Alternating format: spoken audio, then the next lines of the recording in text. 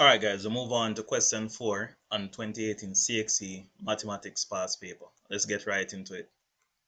It says the equation of a straight line L is given as 3x minus 4y equal 5. Write the equation in the form y equal mx plus c. So let's go right into it. So we have 3x minus 4y equal 5.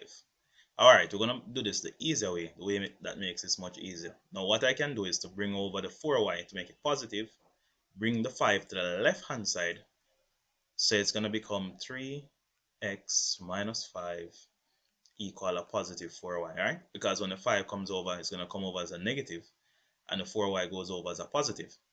Now you can simply turn this all around and say 4y equal 3x minus 5. Now what do?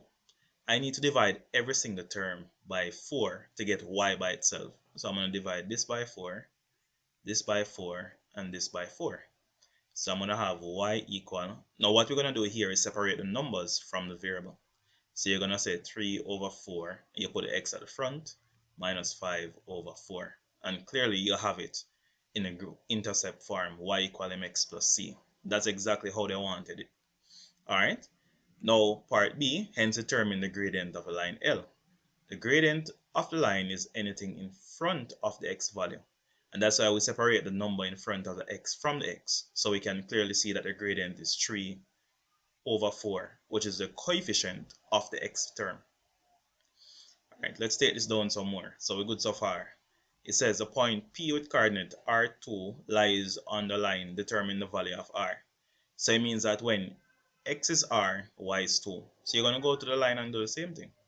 Alright, so the equation of a line is y equal 3 over 4x minus 5 over 4.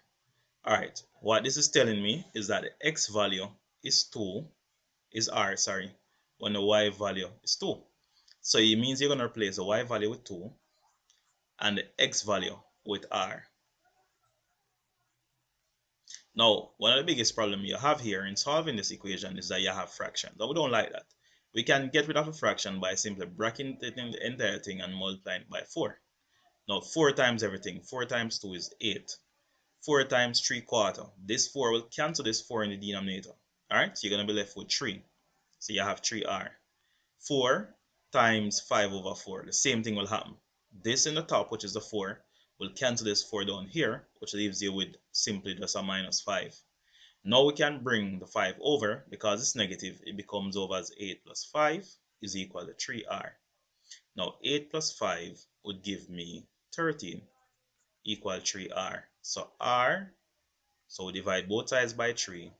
So r must be equal to 13 over 3. And that's what we're going to have. Now it says find the equation of a line passing through the point 6, 0, which is perpendicular to L. Now first of all, for the two lines to be perpendicular, the product of the gradient is equal to -1. Or we can say the gradient of this line is a negative reciprocal of the gradient of the first line. So let's call this gradient M. The gradient of the first line is 3/4. The negative reciprocal, or the negative flip, would be -4 over 3. So you flip it and negate it. Now you can go ahead and use y equal mx plus c. We have a gradient already. Alright, we have a point that the line passes through. It passes through 6, 0, which means that when x is 0, the y value, when x is 6, the y value is 0, and you're going to put it in as it is. So your y value is going to be 0. Yeah, your gradient is -4 over 3, and your x value is 6 plus c. This will lead me to find c. Now you can always reduce numerator with denominator, as in 3 into 3 is 1, 3 into 6 is 2. So I'm going to have 0 equal -4 times 2, -8 plus c. This 8 is negative, so if it comes over, it's going to be a 0 plus 8 equal to c. So c is equal to 8. Let's put the thing together now. Therefore, y equal mx plus c. The gradient is -4 over 3 times x plus my c value, which is 8. And that's the equation of my line, just like that. Alright? So we have to remember the general format, y equal mx plus c. And if the lines were parallel, the gradient would be the same. So you have to know what happens when two lines are perpendicular. Alright, we're good there. Part B says draw the straight line x plus y equal to 10 and y is equal to x on the grid below. Alright, on the same axis. Alright, so let's deal with part 1 first. You have x plus y equal to 10. Now drawing x plus y equal to 10 is pretty straightforward, right? Now look at what I'm going to do. Let me go, I'm going to get a straight line. So let me get them a straight line.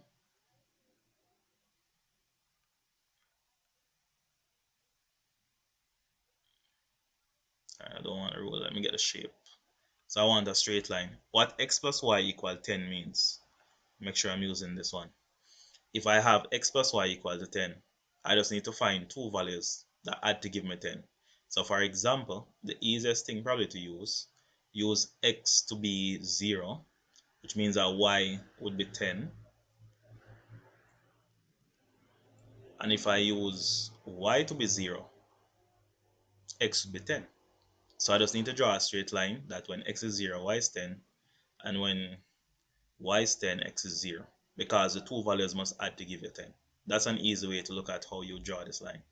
So I know that the line is going to come from this point, where x is 0 and y is 10, and it's going to go to this point, where x is 10 and y is 0.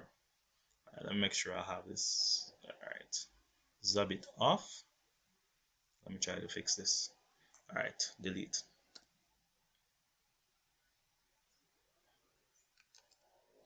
Alright, let's go again. Probably I should bring the ruler into this one to make it easier.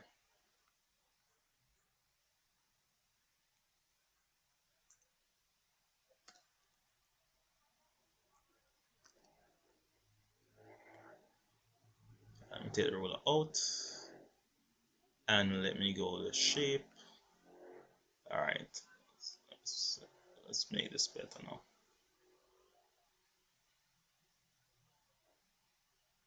Good, that's it. That's exactly what we wanted.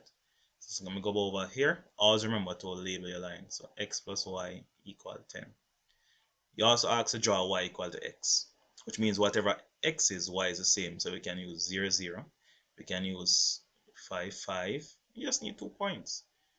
So whatever x is, y is also the same value. So let me go back for the shape. So basically what you're going to have is a straight line that goes right through the middle right here.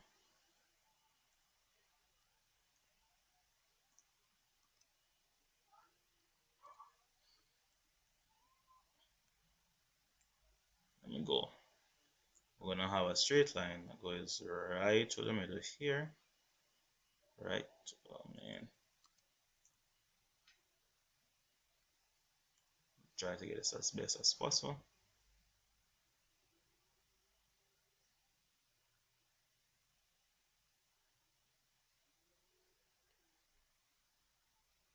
It's gonna go right to the origin. That's it. That's it. Let me go back to my drawing now, and I can label this. So this is y equal x. Alright. Let's go back up now and see what part 2 says. Part 2 says on the same axis, shade the region which satisfy the four inequalities. You have x is greater than or equal to 0, y is greater than or equal to 0. So that's when x is greater than or equal to 0, that's above the x-axis. Y is greater than or equal to 0, that's the right of the x-axis. Alright, what about x plus y is less than or equal to 10? Alright, so this is the line x plus y equal 10. So you know for sure I'm going to be shading below that part right there. Alright, or to the left right there. Alright, let's go back again. And of course, x is greater than or equal to y.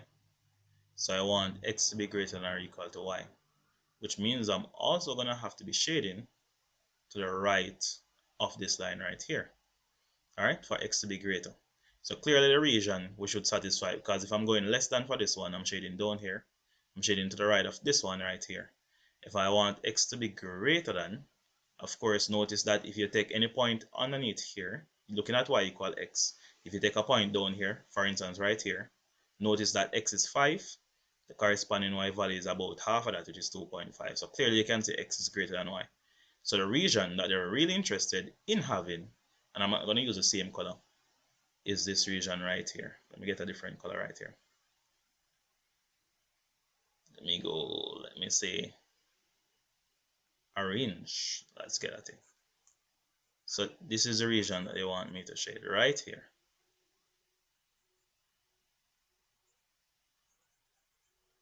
Right, and you shade this and make this as neat as possible. This is the region that they're interested in you shading, right under there. We call it the satisfactory region for this particular case. All right, and that's it. Let's go down a bit now. So we're on to question 5. Now let us see what question 5 has to offer. Let me get this right in the center here. And question 5 says, the polygon below, the regular polygon, regular means that all the sides are equal, shown below has center at O, triangle OEF is equilateral, and EF equal to 5. What is the name of the polygon shown? So I need to count the number of sides. So you have 1, 2, 3, 4, 5, 6. Now, what's the name of the polygon that has 6 sides? I do believe that such a polygon is called a hexagon. Alright, so I'm going to have Hexagon. If it was 5 sides, it would be a pentagon. 7 sides is a heptagon. 8 sides is an octagon. And you keep going. Calculate the perimeter of the polygon. Now the thing about this is that once it's regular, all the sides are equal. So if one side is 5, this is 5, this is 5, going right around. Now perimeter is the distance around. And since I know the length of one side, then automatically I know the length of all the sides. So I can add all the sides going around, or I can count them, which I know it's 6, and simply multiply it by 5. So that's what I'm going to do. So instead of writing 5 centimeters on all the sides, I'm just going to work it out. Right? As it says, calculate. So I'm going to have 6 times 5, which is 30 centimeters. Right? That would be the perimeter. Simply the distance around. Right. Going down some more. Determine the size of each interior angle of the polygon. Alright, let's do some calculation now that you should be interested in. For a regular polygon, the sum of interior, I'm going to use I for interior angles, is simply going to be n minus 2 times 180. N is the number of sides, alright? So this has 6 sides, so I'm going to have 4 times 180, which I know is going to turn out to give me 720 degrees. Good? Now, since you have 6 angles and it's regular, the 6 angles are equal. So I'm going to have to divide 720 by 6. 6 into 6, 1.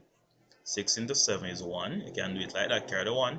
6 into 12 is 2. 6 into 0 is 0. So the size of each interior angle is 120 degrees. Good so far. Right. Now show by calculation that the area of the polygon to the nearest whole number is 65 square centimeters. So let's go back up to the polygon. Now, what important detail were you told here? You were told that this triangle right here is an equilateral triangle, which means that since the polygon is regular, then all the triangles going around would naturally be equilateral triangles. All of them would be equilateral triangles going all the way around. All right? All of these would be equilateral triangles. Good. So what do I do to get the area of these? So you have 1, 2, 3, 4, 5, 6 of them. All right. Now this is 5 centimeter, and of course this is also 5 centimeter as well. So what I can do, of course, I know that since it's equilateral, all the angles are 60. All right, so this is 60 degrees going right around. 60 going right around. You have several ways that you can find the area of a triangle. All right, so for example, all this is 60. You could use the knowledge of that and find the perpendicular, which is the height, the perpendicular height, using trig ratios and multiply the area by 6. But you also have a formula in terms of triangle, that helps you to calculate the area of a triangle when you have the angle and the two sides to the triangle. All right, that is also one way to do it. So let's go down and let's use that formula there. So you have the two options, but I'm going to use the second option that says if you have any triangle at all, and let me just put this here so you can know it because it's important. So if you have any triangle, or you have the angle here and you have the two sides that help to form the angle, then the area is simply half AB sine theta. Good. So for this particular pentagon, the area of one triangle, so I'm going to say area of one triangle, would simply be half, all the sides are equal, so I'm going to have half 5 times 5 sine 60. Alright, now with something like this, your calculator does a perfect job for you. So let me go here and let me pull up the calculator. The calculator will do a perfect job in this scenario. So let's get the calculator out there.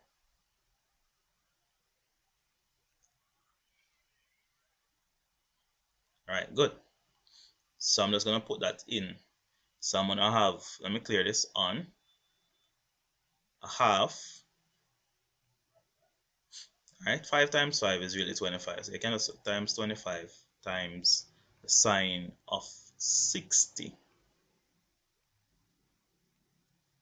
Alright, I want that as a decimal. That's 10.83. Alright, so let's run with that. So I'm going to have 10.83 square centimeters. Good. Now, how many triangles do we have? Let's go back up and count them.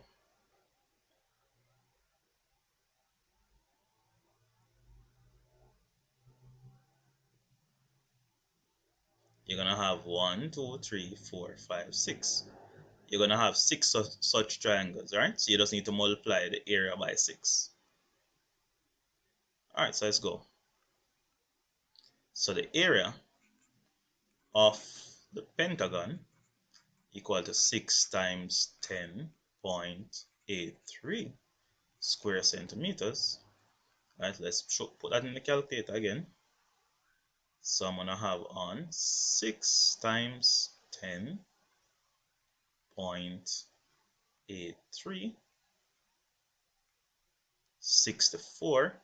So that's 64.98. Good. Now if we do what the instruction says and round this off, it's going to be approximately 65 square centimeters, which is exactly what we wanted. Let me move this calculator back down so you can see exactly what you need to see. And that's me. I have the area of my pentagon. Alright, very good so far. Alright, let's take this down some more now.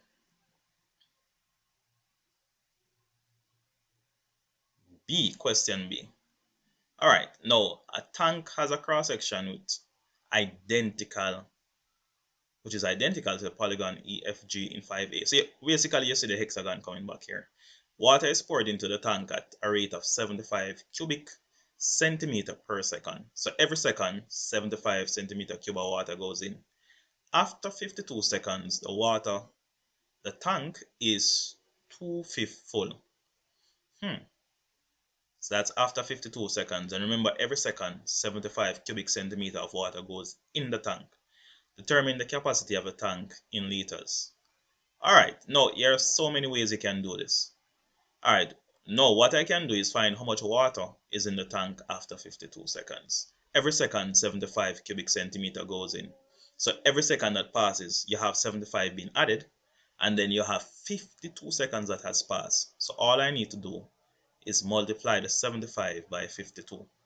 Alright, so after 52 seconds, alright, you get the whole idea, right? Not putting the words so clear.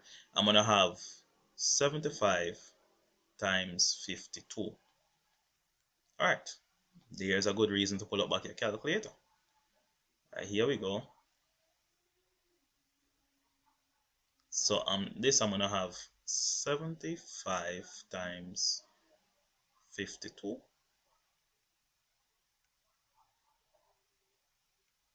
That's 3,900. Good. That's going to give me 3,900 cubic centimeters. All right, good. However, this that you see here is only 2/5 of the tank. Good. So this represents 2/5. Now let us try to understand fractions. To get the tank being full, which means if this is a fraction of a tank, when the tank is full, you have a whole tank of water. If this is 2/5, you have, remember, one whole, 5/5 make one whole, which is 5/5. Now, there are several things I can do. What I can simply do is find out what 1/5 is and multiply it by 5, and I will know the capacity of the tank. So if this is 2/5, 1/5 must be half of this. So I can say that 1/5 the tank would simply be equal to half of 3,900. Tell me if we understand that. That does make sense. All right. Now, you can simply work that in your mind, but if you feel uncomfortable with that, you can put it in the calculator. So 3,900 divided by 2 equal 1,950. So 1,950 would be 1/5. All right, so the full tank, which would be 5/5, would be 5 times this amount because this represents 1 out of the 5 equal parts, and it takes 5/5 to make a whole. So I'm going to have 1,950 times 5. All right, on my calculator, times 5 is going to give me 9,750. So this is equal to 9,750 cubic centimeter.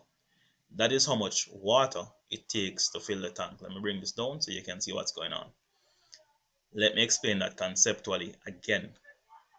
What we're told is that water goes in at 75 cubic centimeter per second. 52 seconds has passed. So you simply multiply by 52 to know how much water is in the tank after 52 seconds. But that is just 2/5 of a tank. Now 5/5 make a whole. So it means if I have 2/5, if I find half of that, I'm going to have 1/5, which is 1,950, which is 1 out of 5 equal parts. Now you take 5 parts, 5 equal parts to make a whole. All right, because you have 1/5. So I simply multiply this by 5 to find out how much water it would take to fill the tank, which in this case is 9,750 cubic centimeter. All right, I hope conceptually that is clear. All right, so that's the capacity of the tank. Calculate the height in meters of the tank. All right. Now, how do I get the height of the tank? We have the capacity, and this of course is a prism, and we know that for a prism the volume is equal to the base area times the height.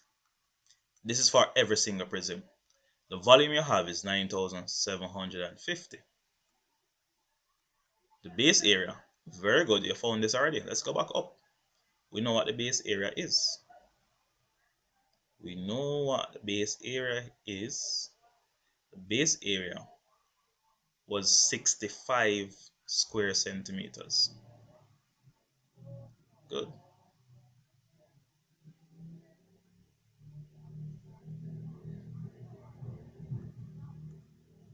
So this was equal to 65 square centimeters times the height, which we don't know, so we can put h there. So transposing this now, my height is going to be, all right, let me plug this into the calculator.